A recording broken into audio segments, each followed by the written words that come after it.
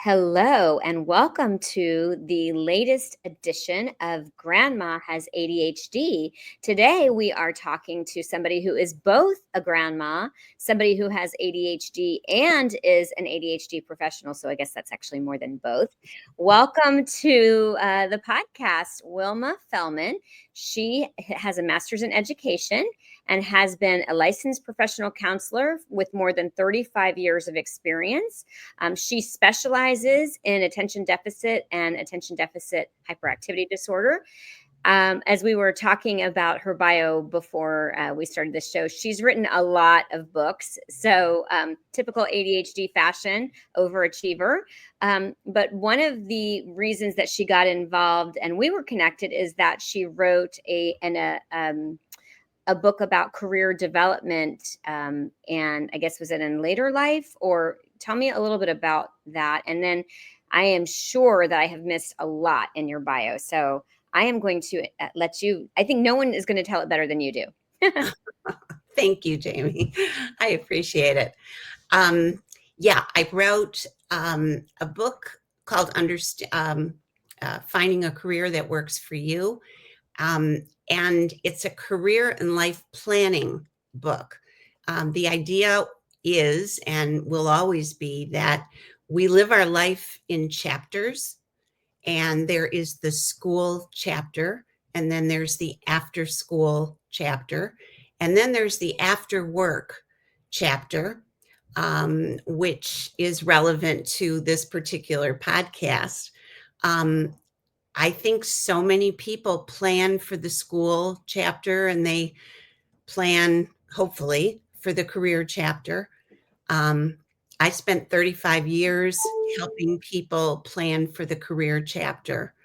And it was towards the end of that, working with the Edge Foundation, that we started to realize that there was another whole chapter that was getting longer and longer as people were retiring earlier and earlier.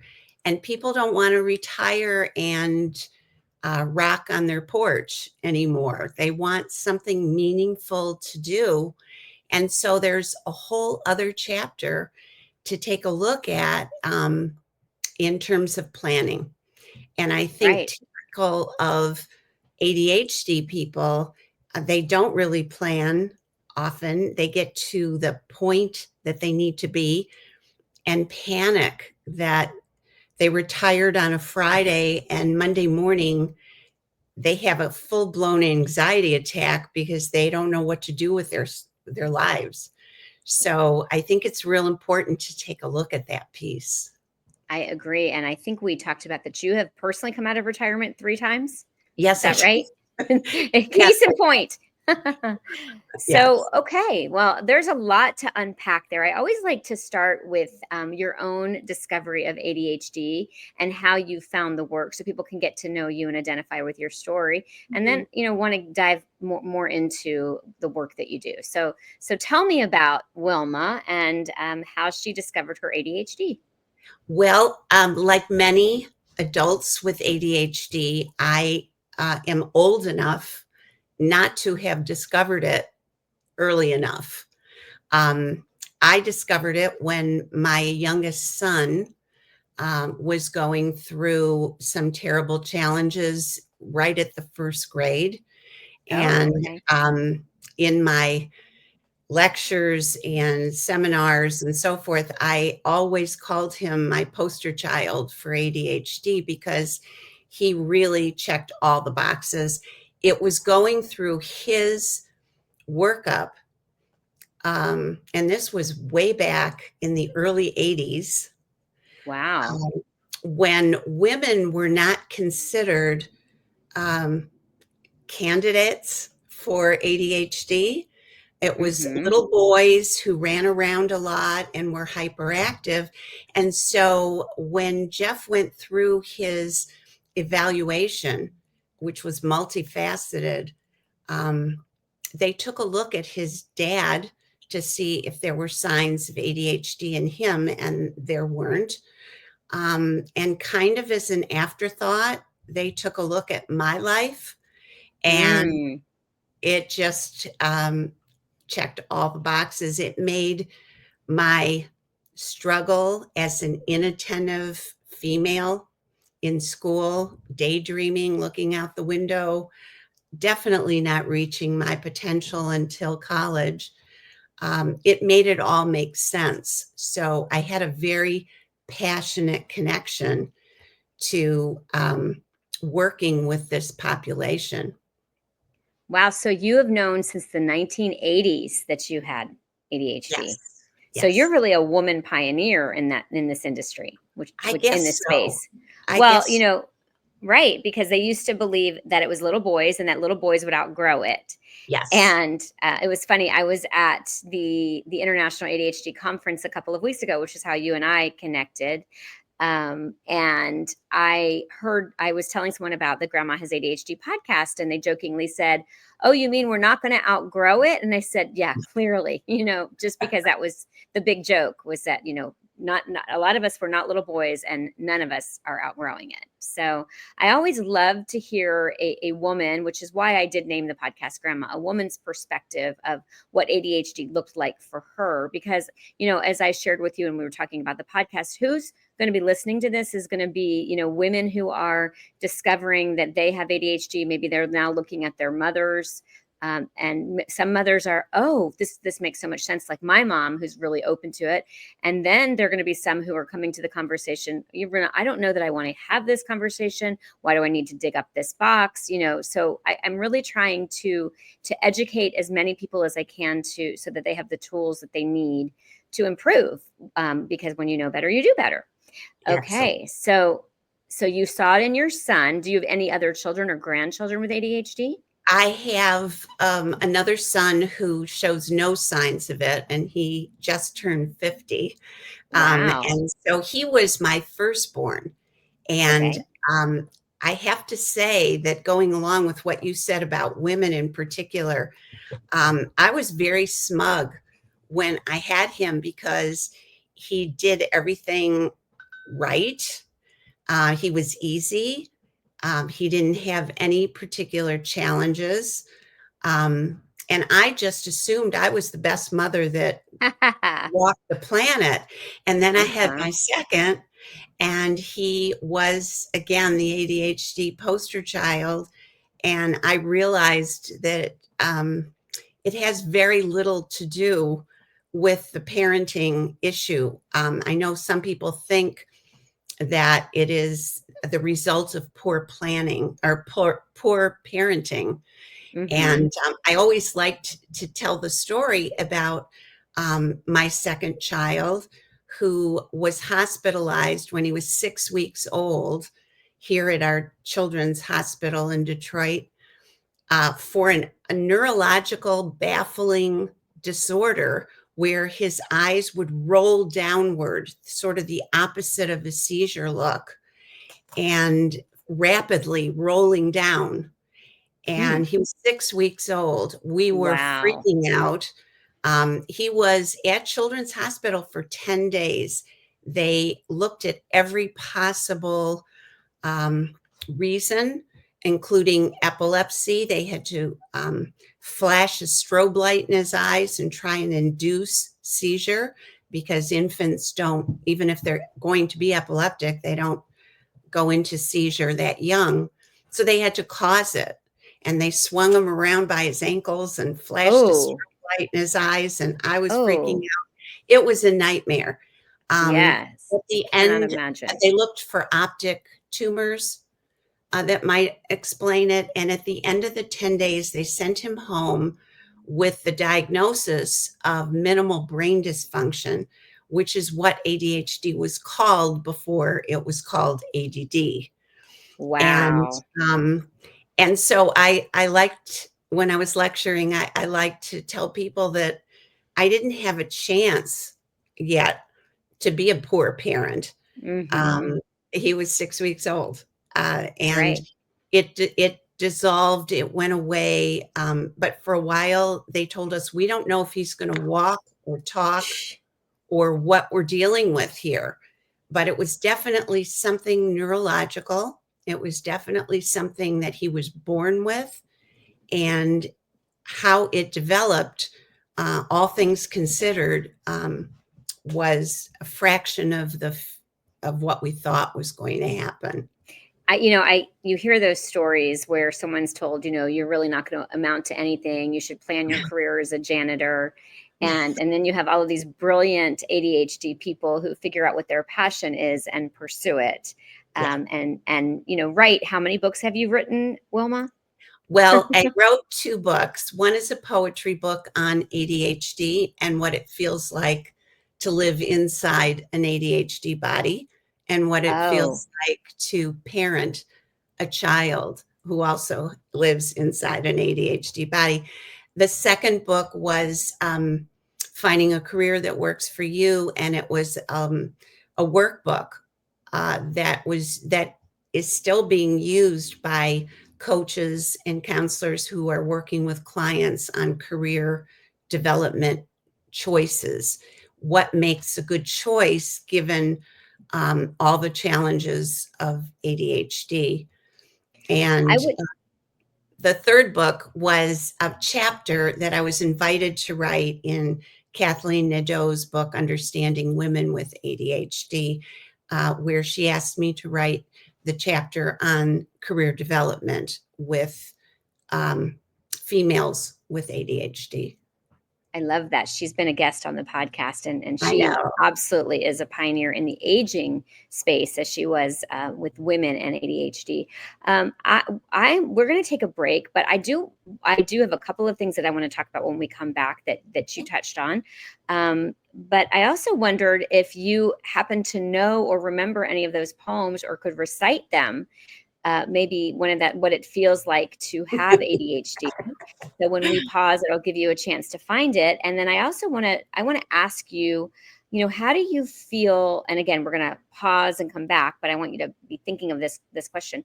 How do you feel having ADHD impacted you as a mother, and the impact that it maybe had on your kids? I know it's something that I wish that I had known when I was a mother of young children, and I didn't Yes. discover it until my oldest child was in middle school. So we are going to take a short break, listen Okay. to a word from our sponsors, and then I would love it if you would share one of those poems and we'll Okay. continue the conversation. I would love to. Thank you. And we are back with Wilma Fellman. I asked Wilma if she would share that poem. We don't even know the title yet, of what it's like to live with ADHD. So I am so glad you said yes. I can't wait to hear it. Take it away. Thank you. Thank you. I love these poems. They're so emotional. And the first time I ever read one out loud at a conference, an ADD conference, a young woman came up to me with tears in her eyes and she said, "How do you know me?" Hmm. And it was just so emotional for both of us. It was I Yeah, the I poem. can. I'm sorry, I'm No, interrupting you. I was going to say I do a talk called Grandma Has A or a presentation called Grandma Has ADHD, live and in person. And I have had people come up to me and tell me that I spoke to their soul, yeah, and they hadn't even considered. They weren't at an ADHD conference. It wasn't even something that they had considered. And all of a sudden, that light bulb went off, and it's just like, okay, I'm on the right path when you can connect with someone. And that is what I love about talking to people with ADHD, because there's so much shame that we carry around ADHD, which, by the way, none of us chose to have. And then when you meet somebody who has it and you think, wow, that is a really cool person. Maybe this club that I'm in isn't, maybe these are some really cool kids, right? So, absolutely. okay, It's so let's. heartwarming, and it's why Mhm, I retired 3 times. I kept getting pulled back into this because it is an emotional thing that does touch our hearts.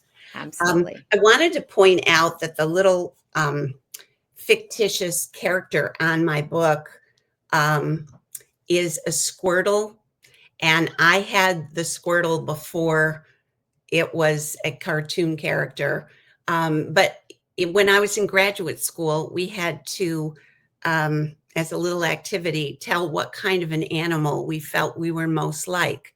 And I passed on the first time around.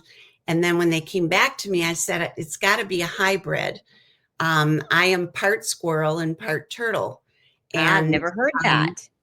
it just became it was my license plate for decades, and it became just the way that I thought of myself. And what I learned was that it was not uncommon for ADD individuals to be like that. We have boundless energy like a squirrel, where we can um, scurry around and get things done faster than the average bear.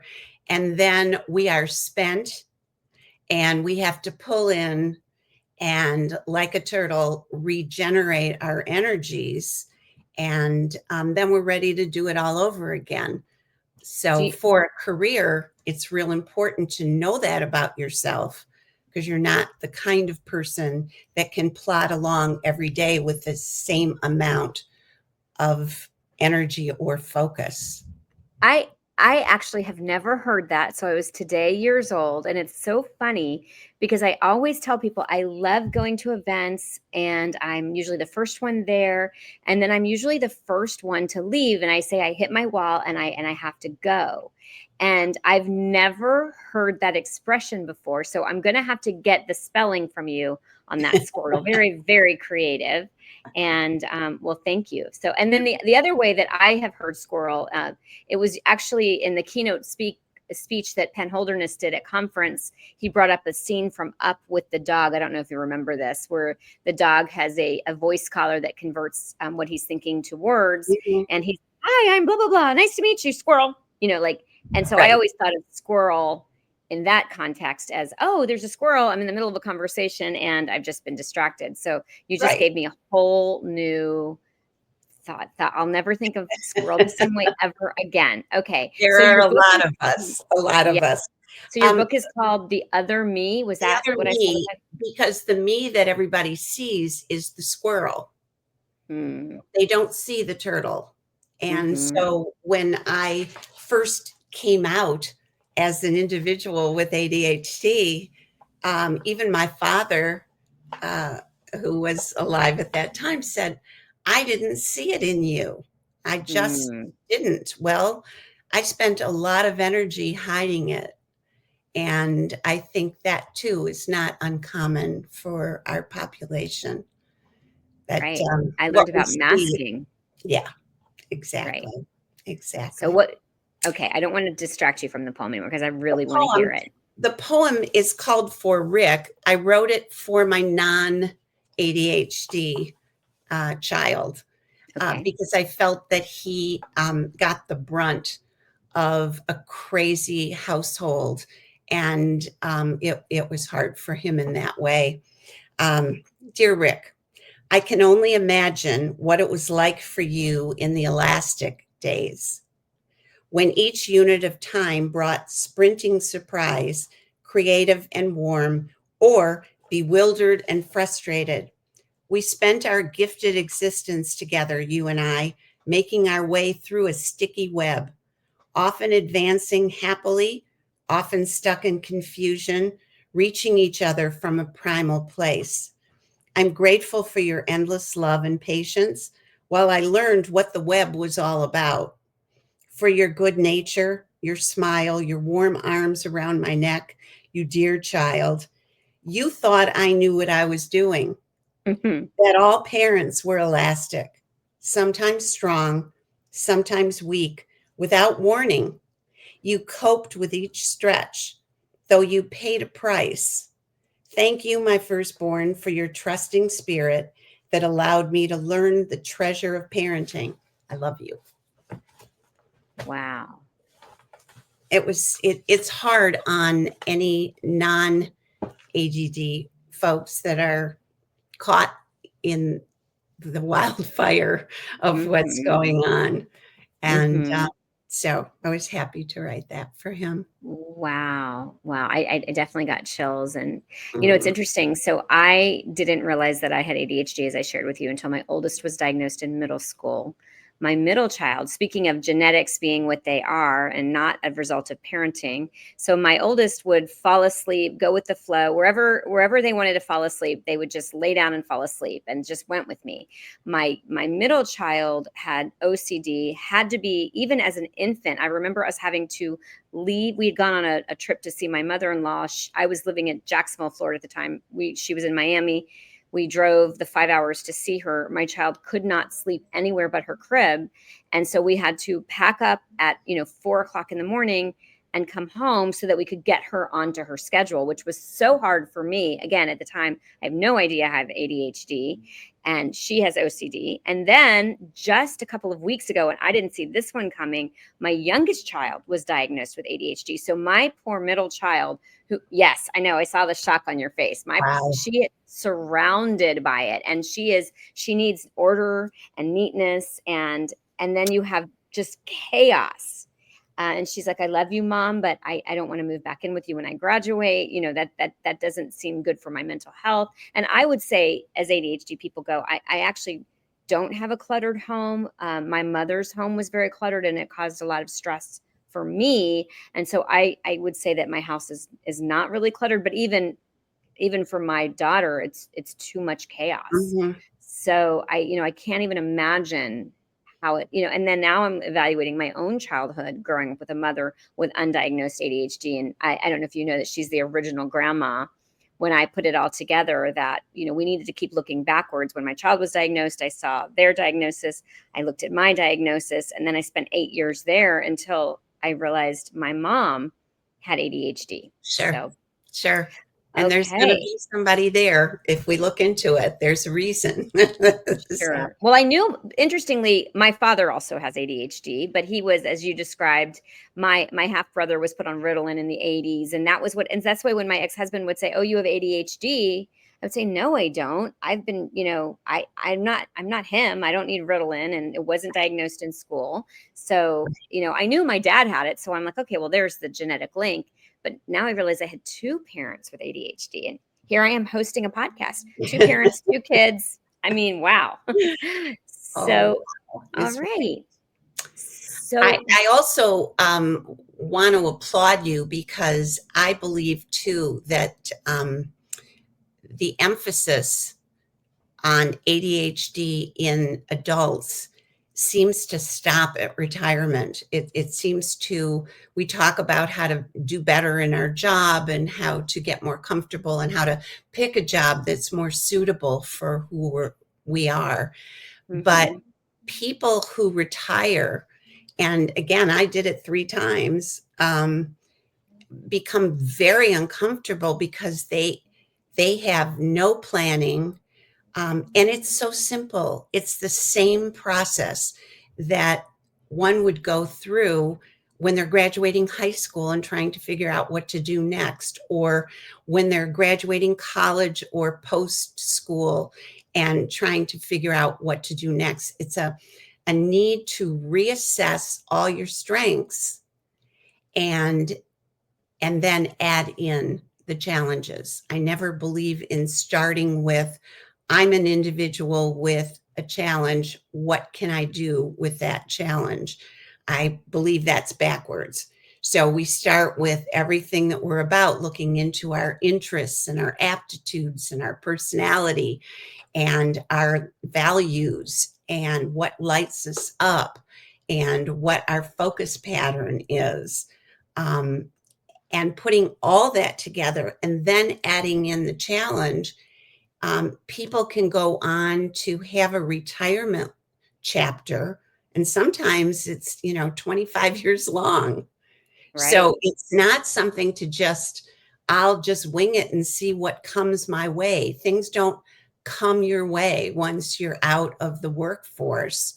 And it's isolating, and people get very worried that they're never going to find anything meaningful again. So I'm a big advocate of career and life planning, and that means that if you're facing retirement, if grandma's about to uh, retire, that it would only help her. It's a no lose situation to go through another evaluation of where she is now and what might be the best way to spend the next 25 years of her life.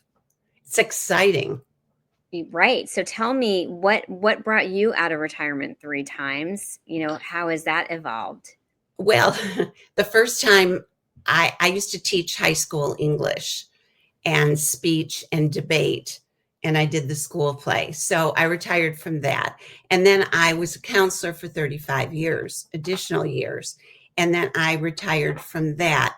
And then actually, Denise at the Edge Foundation got me out of retirement to teach classes on Zoom to coaches working with clients who are hitting a wall on what to do. They might have been fired from several jobs, or almost fired, or they leave just in time, but they're not finding fulfillment in their career. And so I worked with Train the Trainer, teaching coaches how to work with their clients on the career development piece. And then um, and then we noticed that there was a whole other piece that was that needed to be addressed, and that was retirement and what to do. And it's just as important as what you did during your career, but it's not given that importance automatically.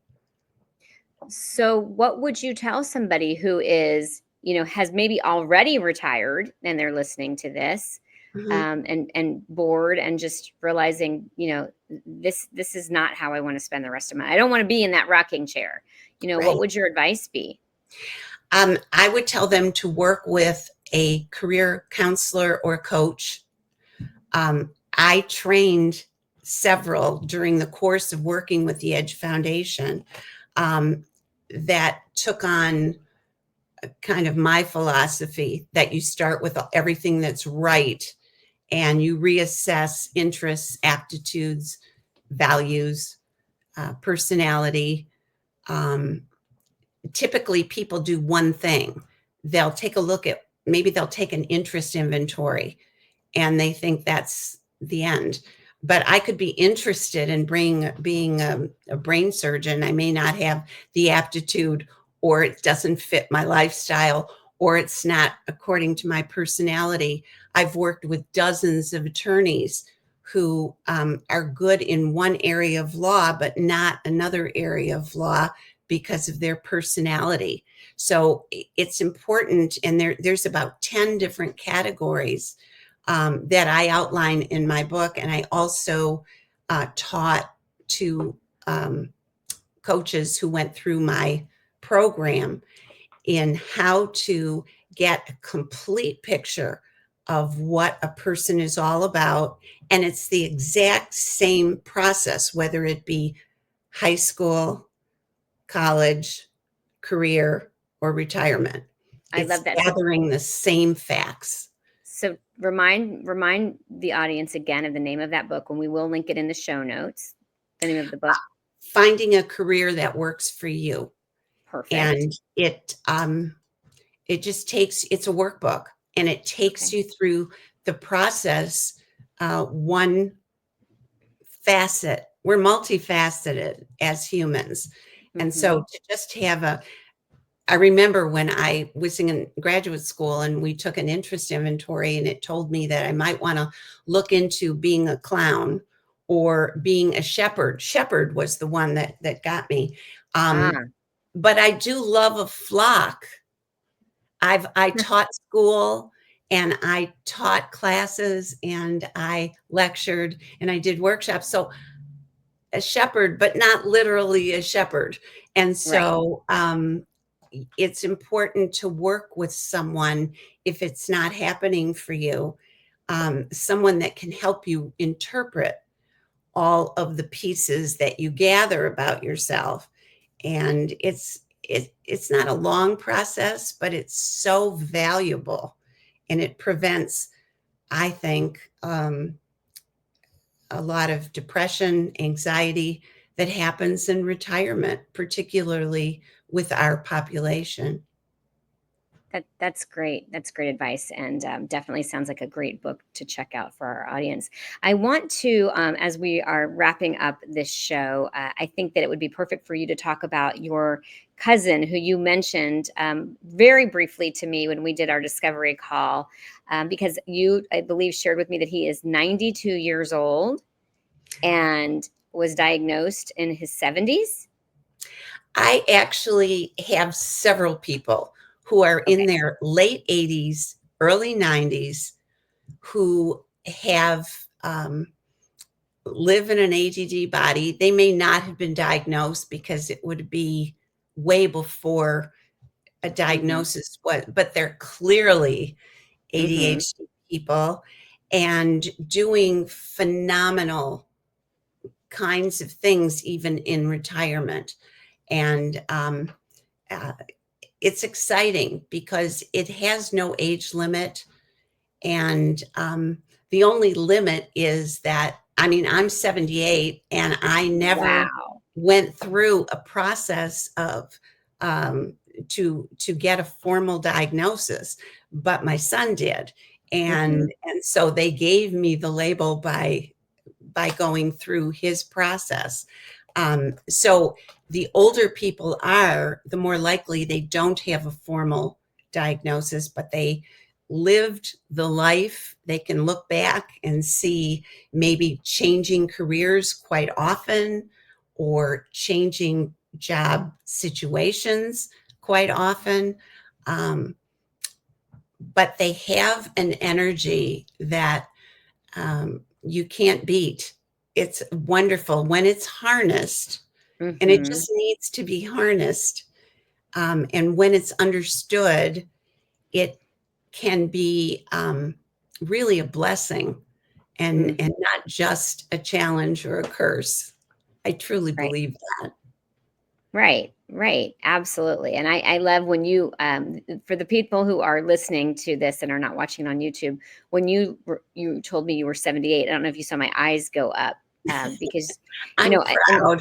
you absolutely should be, and I did hear we're not supposed to say you look good for a 78-year-old, like, that's really not the correct terms to use, and I'm not even gonna take that in, but you do have a glow about you. I mean, you really do, and that has definitely been one of the gifts that I have found, when I meet people with ADHD, is that energy and that spark, and I am so glad that you talked about the other side of that, because I absolutely have that turtle side, and never knew that that was, really such a big part of, you're on and then you're off, right? Yes.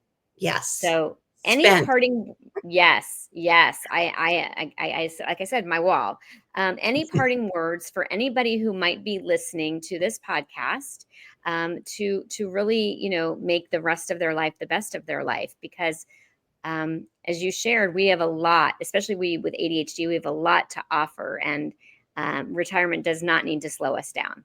No, no. None of the chapters of our life need to be slowed down at all. Um, I guess if there were parting words, it would be that it takes so little to um, assess what we're all about today. We may be different today. I'm not the person today that I was 20 years ago. And that doesn't mean I've just lost function by being in my 70s. In some respects, I have a wealth of information inside of me that I couldn't have bought 20 years ago. So there are pluses and minuses, but it takes so little to assess where we are today, what lights us up today, and go after it. And in that respect, there's no limit to this. It's with us um, until we take our last breath. And ADD people have a lot of breath to take. So I think it's a very cool population. I have Neat. thoroughly enjoyed working with this population my whole professional life. I love that. What an inspiration you are, and how lucky are both Rick and Jeff, which for me to remember both names is, as you know, with that poor Absolutely. memory, it was Yes. great. And they are lucky to have you as a mom, and I am sure that you are a phenomenal grandma too. I love it. It's the best. And I've it heard. enables us to make up some of those mistakes that we might have made in our elastic years, when everything was Mhm, kind of crazy. So it's mhm. wonderful. I love it. Thank you Thank you so for much. having me. It was my pleasure. Thank you. Thanks for listening.